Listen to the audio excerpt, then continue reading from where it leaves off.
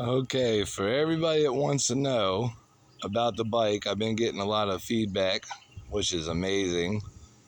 Uh, I'm going to go over the upgrades because everybody's asking about upgrades and what's what. So here we go.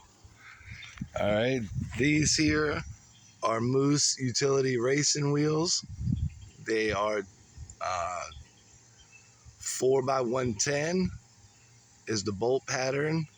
And then I have 2.5-inch wheel spacers.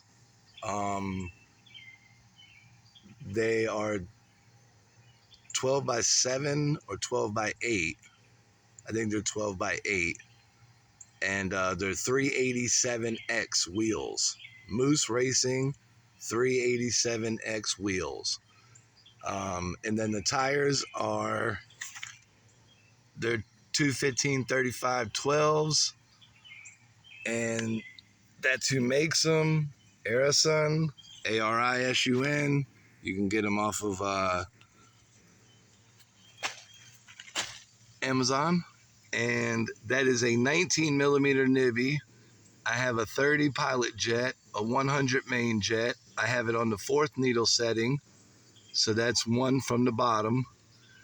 And I have this engine that is a BD125-10, comes off a Chinese 125cc crotch rocket.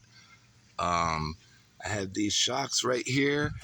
These are shocks to make the ride lower and smoother. And that is a 15-inch shock. You can go lower if you want. Let's see. I've got the ODI bars. They're not pro taper. That's just the pad because I like the pad. It matched. And these are the ODI tall bars. ODI, and then they're the tall bars. So they're really, really tall. I mean, when I turn, they hit me in the chest like a normal sized ATV would.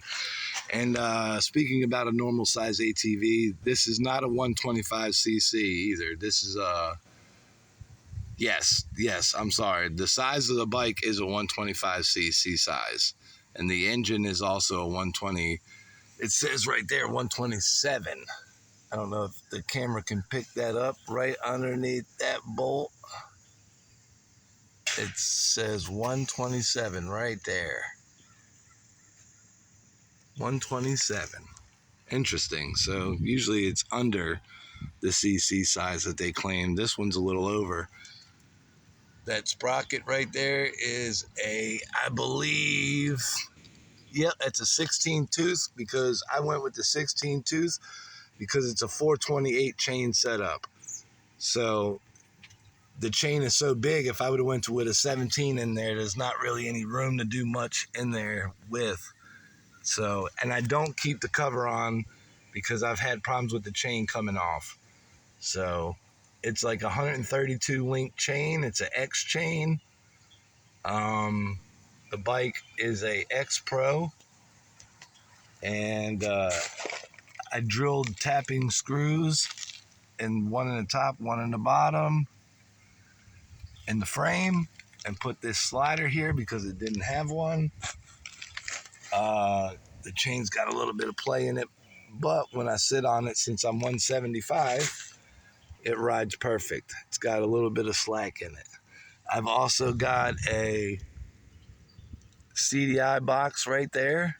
That's aftermarket. That also changes the engine's performance. We'll just leave it at that.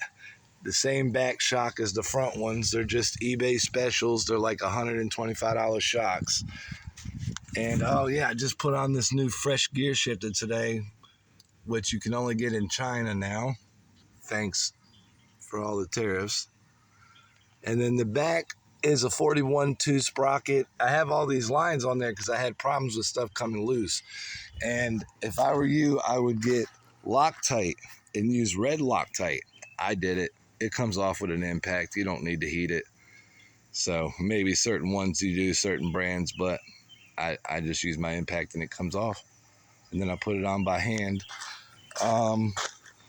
And then here's just the anodized red aluminum clutch that I got from eBay. Same thing with the red anodized aluminum gas cap. I got a nibby twist grip with the quick throw. That's all you get. With the cable and the carburetor, that was on eBay. It was a whole kit.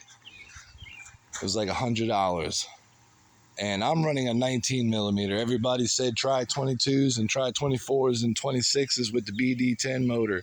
No, it don't work. I don't care what they say. I've tried it. I've done it. I've been doing this for 30 years. So I basically did a motor swap with a crotch rocket engine. That's all the upgrades that I can remember that I went over with you guys. And until I can get my fresh new pipe set up, it's going to come off of here, come up, and then come around the starter, come down, come back through here, and then it's going to mount in the exhaust there. So we've gotten up to a 6-minute video here, and I think that covers all of the mods and what I did to the bike. I got a GoPro here that I bought. And then, oh yeah, this thing here, this does not come on this bike. This is for a different kind of Chinese bike, but I made it work because that's what I do. I just bent these down until they bent them where they needed to be. And that's that. And then if you can see those bolts, they're cut. I had to cut half the bolt head off just so they would fit on these hubs because that's how they came from the store. Just like that, brand new. And I just cut them down. I bought new. Everything is grade 8 or grade 6 because I do use red thread Loctite. So, all right, well, that's the video. I can't think of anything else. 7-minute video is long enough for upgrades. But hey, when you put this kind of money into a bike, it can take long to explain everything you did to it. Oh yeah, I put this back rack back on it just so I can put one bag of tools here, one bag of tools here, and then I ratchet strap it down. Anytime I ride by myself, I always bring tools because this has left me stranded. This is called Mistress. She's left me stranded plenty of times.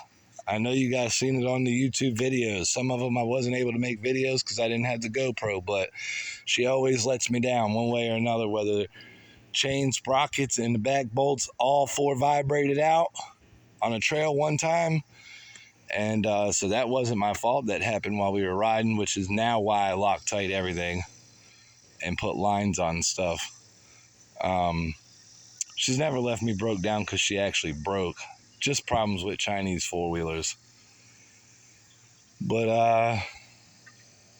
yeah, I can't think offhand while I'm trying to make a video of all the times she's left me stranded, but I have had at least a couple videos up of this pretty mistress leaving me stranded. So, all right, well, I'm out of here. Peace out.